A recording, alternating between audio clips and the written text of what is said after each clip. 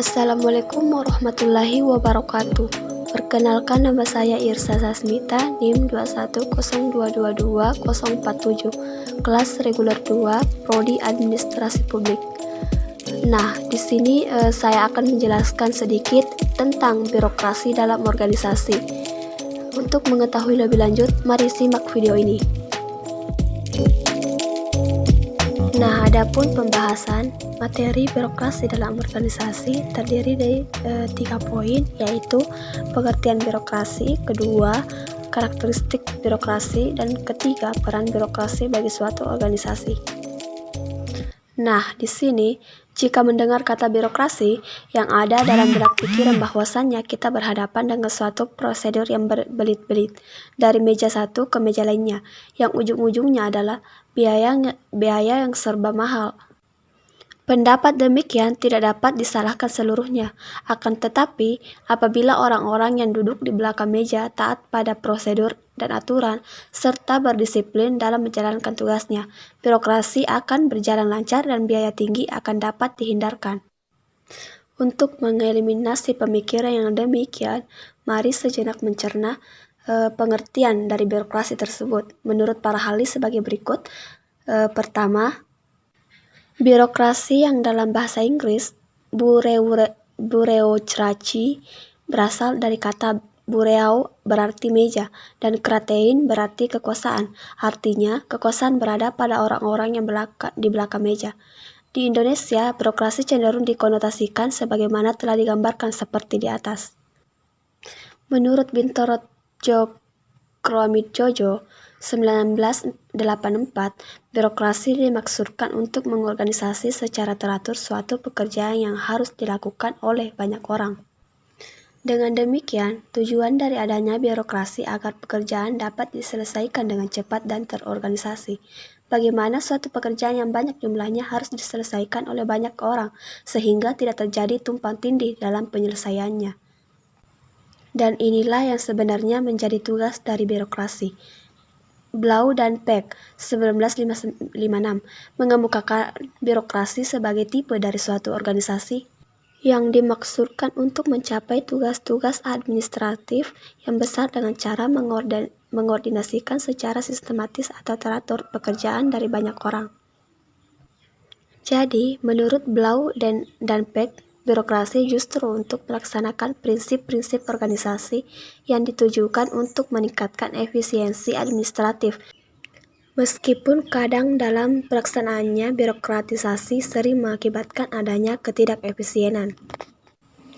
Berdasarkan uraian tersebut di atas, dapat disimpulkan bahwa birokrasi adalah suatu prosedur yang efektif dan efisien, yang didasari oleh teori dan aturan yang berlaku, serta memiliki spesialisasi sesuai tujuan yang telah disepakati dalam sebuah organisasi, instansi, atau lembaga pemerintah.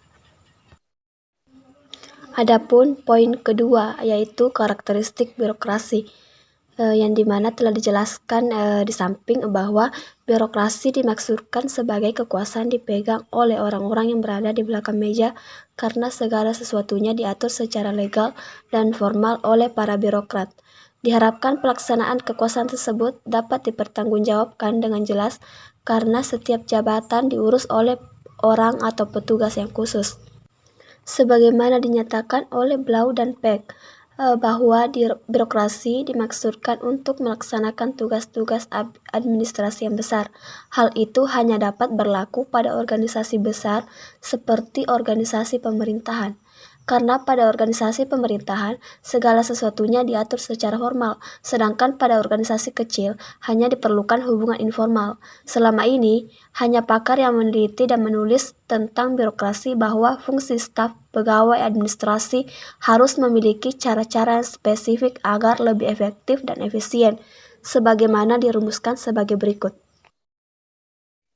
Yang pertama yaitu kerja yang ketat pada peraturan atau kedua tugas yang khusus atau spesialisasi, ketiga kaku dan sederhana atau formal, kelima pengaturan dari atas ke bawah yang telah ditetapkan oleh organisasi atau institusi, keenam berdasarkan logika atau rasional, ketujuh tersentralistik atau otoritas, Kedelapan, taat dan patuh. Kesembilan, tidak melanggar ketentuan atau disiplin. Kesepuluh, terstruktur atau sistematis. Yang terakhir, tanpa pandang bulu atau impersonal. Hal tersebut merupakan prinsip dasar dan karakteristik yang ideal dari suatu birokrasi. Karakteristik tersebut idealnya memang dimiliki oleh para birokrat atau pegawai negeri sipil, agar tugas-tugas administrasi yang besar dapat dilaksanakan secara efektif dan efisien, sehingga tujuan organisasi dapat tercapai sesuai yang direncanakan. Dengan demikian, pendapat sebagian masyarakat selama ini yang cenderung negatif paling tidak dapat diluruskan. Nah, lanjut poin ketiga, yaitu peran birokrasi bagi suatu organisasi.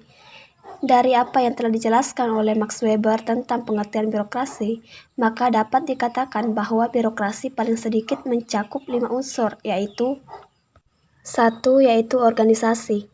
Organisasi merupakan suatu cara untuk mengumpulkan tenaga kerja, membagi-bagikan kekuasaan dan wewenang di dalam pengumpulan tenaga tersebut.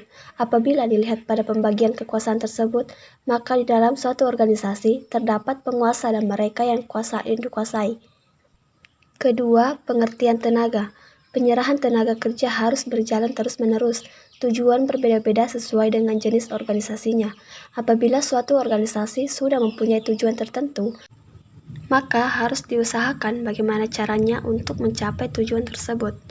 Untuk itu, suatu organisasi tidak bisa lepas dari birokrasi. Adapun tipe organisasi ciptaan Max Weber sebagai berikut. Yang pertama, organisasi karismatik, yaitu bahwa hanya ada satu pemimpin dan setiap orang setia padanya, disertai ketaatan yang sungguh luar biasa. Bahkan pemimpinnya tidak jarang dikultuskan oleh setia dan patuh. Yang kedua yaitu organisasi tradisional. Pimpinannya dapat diwariskan pada generasi penerusnya, ibarat warisan harta dari orang tua kepada anaknya. Nah, lanjut. Birokrasi dengan organisasi mempunyai kaitan yang hampir menyatu walaupun tidaklah sama. Menurut Max Weber, birokrasi merupakan suatu organisasi dalam masyarakat. Apabila suatu birokrasi telah mempunyai tujuan tertentu, birokrasi tersebut tidak boleh menyimpang dari tujuannya semula. Organisasi maupun birokrasi hanyalah alat dari keinginan manusia untuk mencapai keinginan yang dicita-citakan. Itulah hakikat yang sesungguhnya, karena baik organisasi maupun birokrasi banyak melibatkan komponen manusia yang punya kemauan untuk berbuat sesuatu yang bermotifkan kebutuhan, keinginan, serta dorongan atau impuls. Adapun ciri-ciri utama dari struktur birokrasi di dalam tipe idealnya yaitu sebagai berikut. Yang pertama, prinsip pembagian kerja. Kegiatan-kegiatan reguler yang diperlukan untuk mencapai tujuan organisasi dibagi dalam cara-cara tertentu sebagai tugas-tugas jabatan. Kedua, struktur hierarkis. Pengorganisasian jabatan-jabatan mengikuti prinsip hierarkis, yaitu jabatan yang lebih rendah berada di bawah pengawasan atau pimpinan dari jabatan yang lebih atas. Ketiga, aturan dan prosedur pelaksanaan kegiatan didasarkan pada sistem peraturan yang konsisten. Keempat, prinsip netral atau tidak memihak. Pejabat yang ideal dalam suatu birokrasi melaksanakan kewajiban dalam semangat formalistik impersonality, artinya tanpa perasaan simpati atau tidak simpati. Kelima, penempatan didasarkan atas karir. Penempatan kerja dalam organisasi birokrasi didasarkan pada kualifikasi teknis dan dilindungi terhadap pemberhentian sewenang-wenang. Keenam, yaitu birokrasi murni. Pengalaman menunjukkan bahwa tipe birokrasi yang murni dari organisasi administrasi dilihat dari segi teknis dapat memenuhi efisiensi tingkat tinggi. Ketujuh atau terakhir, yaitu menurut Sondang Pesiagian, paradigma birokrasi yang ideal agar semakin mampu menyelenggarakan fungsinya dengan tingkat efisiensi, efektivitas, dan produktivitas yang semakin tinggi. Nah, lanjut kesimpulan dari birokrasi dalam organisasi. Dapat disimpulkan bahwa Max Weber tidak pernah mendefinisikan birokrasi. Weber tidak menganggap istilah birokrasi sebagai bagian ilmu sosial. Proses ini mencakup ketepatan dan kejelasan yang dikembangkan dalam prinsip-prinsip organisasi sosial. Birokrasi rasional semakin penting. Ia memiliki seperangkat ciri, yaitu ketepatan, kesinambungan, disiplin, kekuasaan atau luas, keajegan atau reliabilitas, yang menjadikannya secara teknis merupakan bentuk organisasi yang paling memuaskan, baik bagi para pemegang otoritas maupun bagi semua kelompok kepentingan yang lain. Nah, adapun kesimpulan dari penjelasan birokrasi dalam organisasi tersebut, dapat saya simpulkan bahwa Max Weber tidak pernah mendefinisikan birokrasi. Weber tidak menganggap istilah birokrasi sebagai bagian ilmu sosial. Proses ini mencakup ketepatan dan kejelasan yang dikembangkan dalam prinsip-prinsip organisasi sosial. Birokrasi rasional semakin penting. Ia memiliki seperangkat ciri, yaitu ketepatan, kesinambungan, disiplin, kekuasaan atau luas, keajegan atau reliabilitas, yang menjadikannya secara teknis merupakan bentuk organisasi yang paling memuaskan. Birokrasi dimaksudkan untuk mengorganisasi secara teratur suatu pekerjaan yang harus dilakukan oleh banyak orang. Dengan demikian, tujuan dari adanya birokrasi agar pekerjaan dapat diselesaikan dengan cepat dan terorganisasi.